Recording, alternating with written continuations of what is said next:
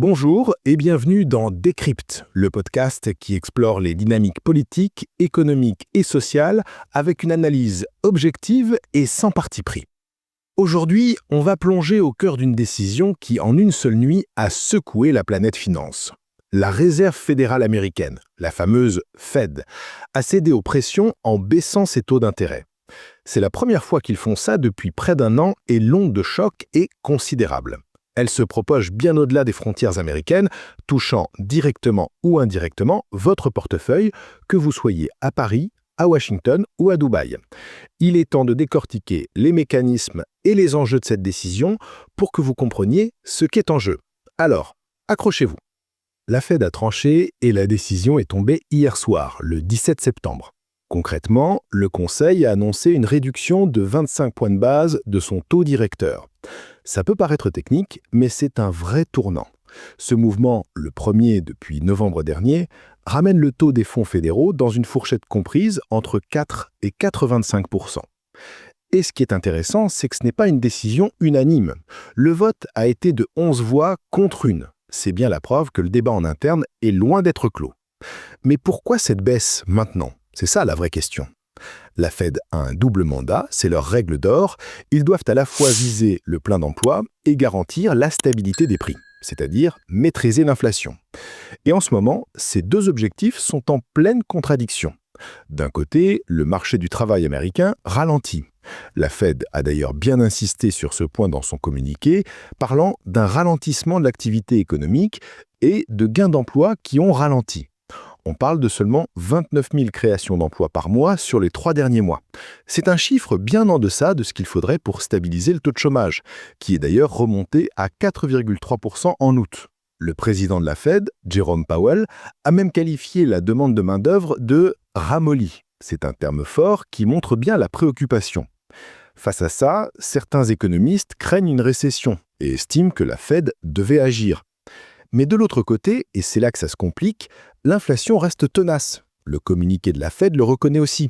L'inflation a augmenté récemment et reste assez élevée. Les prix ont grimpé de 2,7% sur l'année et les prix de base, ceux qui excluent l'alimentation et l'énergie, sont à 2,9%. C'est toujours au-dessus de l'objectif de 2% de la Fed. On est donc dans un vrai dilemme, et c'est pour ça que Jerome Powell a expliqué la baisse comme une mesure de gestion des risques face à un changement dans l'équilibre des risques. Il a aussi mentionné les droits de douane de l'administration Trump qui contribuent à faire grimper les prix et augmentent l'incertitude économique.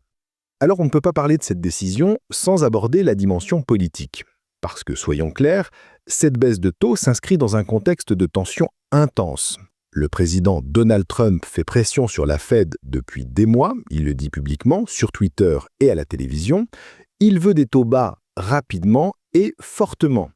Ces raisons, il estime que ça relancerait la croissance, faciliterait le refinancement de l'énorme dette américaine et affaiblirait le dollar pour aider les entreprises à l'export. Jusqu'à présent, la Fed avait tenu banc. Ils avaient maintenu les taux 4 fois de suite, la dernière fois en juin. Jerome Powell a répété à l'envi que la Fed était indépendante, qu'elle sert le peuple américain et non un politicien ou une personnalité politique.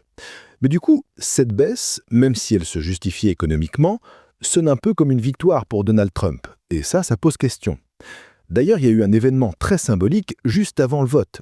La seule voix dissidente était celle de Stephen Miron, un gouverneur qui a rejoint le Conseil la veille du vote. Et ce monsieur Miron, figurez-vous, est aussi le chef du Conseil économique de la Maison-Blanche, un proche de Trump.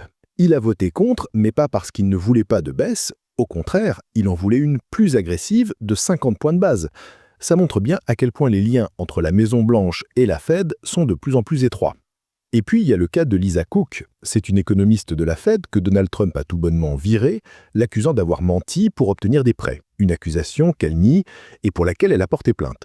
Cet acte sans précédent a fait réagir plus de 600 économistes, dont des prix Nobel, qui voient une menace directe à l'indépendance de la Banque centrale. Alors, est-ce que Trump a le droit de révoquer un gouverneur pour chaos ? C'est le débat, mais pour ses détracteurs, c'est une tentative flagrante de mettre la main sur l'institution. Ce débat sur l'indépendance des banques centrales est fondamental. Natasha Valla, qui est une économiste qui connaît bien la Banque centrale européenne, a même averti que baisser les taux pour des mauvaises raisons politiques pourrait entraîner une hausse de l'inflation et une perte de confiance dans le dollar. Le gouverneur de la Banque de France a carrément parlé d'un danger pour la démocratie. On a instauré cette indépendance pour une bonne raison, empêcher les États de financer leurs dettes en faisant tourner la planche à billets, ce qui mène inévitablement à l'inflation. Mais alors, quelles sont les conséquences de cette décision, et pas seulement aux États-Unis? Eh bien, les marchés financiers ont réagi instantanément. L'or a fait un bond spectaculaire, atteignant un sommet historique à 3 703 $ l'once. Pourquoi? Parce que quand les taux d'intérêt baissent, le dollar devient moins attractif et les investisseurs se tournent vers des valeurs refuges. C'est aussi simple que ça. Les experts s'attendent même à ce que l'or dépasse les 5 000 $ dans les mois à venir. A contrario, le dollar américain est censé s'affaiblir. Des banques comme Morgan Stanley et Deutsche Bank estiment que ce n'est que le début d'un cycle de baisse qui va durer jusqu'en 2026, ce qui devrait continuer à faire perdre de la valeur au billet vert. Les marchés boursiers américains, eux, ont eu des réactions contrastées. Le Dow Jones a progressé, mais le S&P 500 et le Nasdaq ont reculé.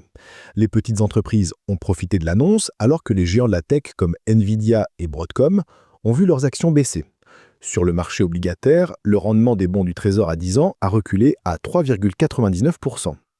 Et le prix du pétrole a baissé aussi. Sur la scène internationale, la décision de la Fed a eu des répercussions immédiates. Comme leurs monnaies sont liées au dollar, plusieurs banques centrales du Golfe ont rapidement suivi le mouvement, baissant leur propre taux de 25 points de base. C'est le cas du Qatar, des Émirats arabes unis, du Koweït, de l'Arabie saoudite et d'Oman. Et pour les économies émergentes, la donne change aussi. Des taux américains plus bas rendent leur marché plus attractif pour les capitaux. Ça peut être une bonne nouvelle, mais ça les expose aussi à la volatilité de ces capitaux chauds, qui peuvent se retirer au moindre choc.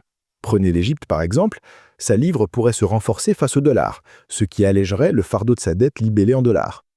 En guise de conclusion, ce qu'il faut retenir de cette décision, c'est qu'elle marque un tournant. C'est une mesure prise sous la double contrainte d'un marché du travail qui flanche et d'une inflation qui persiste.